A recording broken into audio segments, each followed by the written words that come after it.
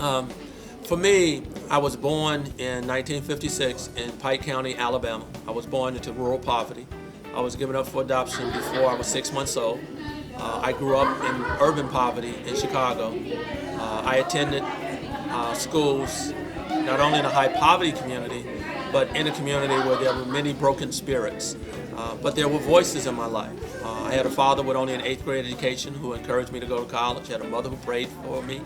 I had a kindergarten teacher who told me and my classmates were too smart not to go to college. I had a high school English teacher who believed in me, a 5th and 6th grade teacher who believed in me. So I've had many voices who have encouraged me. And even after I went to Northeastern University, I had people there, financial aid, and at the African American Institute, and the Dean of Students in the College of Business who encouraged me and who supported me. So I believe that our journeys are significant, because if we really reflect on our journeys, no matter what the obstacles, there are opportunities and there are people who pave the way to those opportunities in our lives. And if we give more focus to those moments, I think it will help us to refocus our attention on the potential that we have for our future. I was poor. Being poor creates a lot of challenges because it makes it more difficult to do things that you could do if you weren't poor. I was a struggling student. I was low performing throughout much of elementary school until I got a teacher that inspired me to learn. I was confused. I had no one in my family who had gone to college. I had no one who could guide me to go to college. I had no one who could support me academically when I came home from school. I had no one who could give me my plan, so to speak. So I had to overcome those obstacles, and I made a lot of mistakes along the way. But what it taught me was, as long as you don't quit, you can't be a failure. So you have to continue working through your challenges until you become successful. I'm very candid when I speak with young people, and I ask them questions.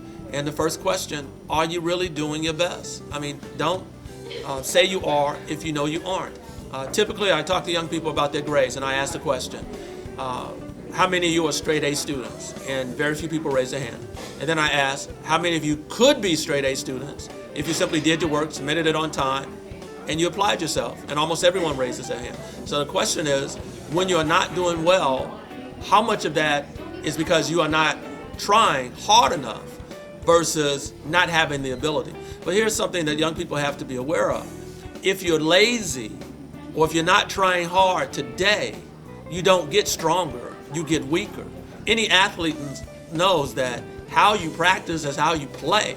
So if you apply yourself and you work hard, you will become better at what you do. And if you don't work hard, if you don't apply yourself, you will get what you deserve. So you must apply yourself to the things that you say. I ask young people all the time if they're planning to go to college, and almost everyone raises his or her hand. And then I ask the question, how many of you are positioning yourself to have the grades and the SAT and ACT scores to get a full scholarship to college? And hardly anyone raises their hand. I mean, there's an opportunity for everyone, but people have to work hard. I would like young people to think about their own futures. And I would say to them what I would say to my own sons. At some point, you may become a parent, and you may become a wife or a husband. Will you be prepared to read a story to your own child? Will you be prepared to take care of your own home and finances? Will you be prepared to make a future for your own children and prepare them for college and for opportunities? Because it's what you do today that will determine the opportunities that you have tomorrow.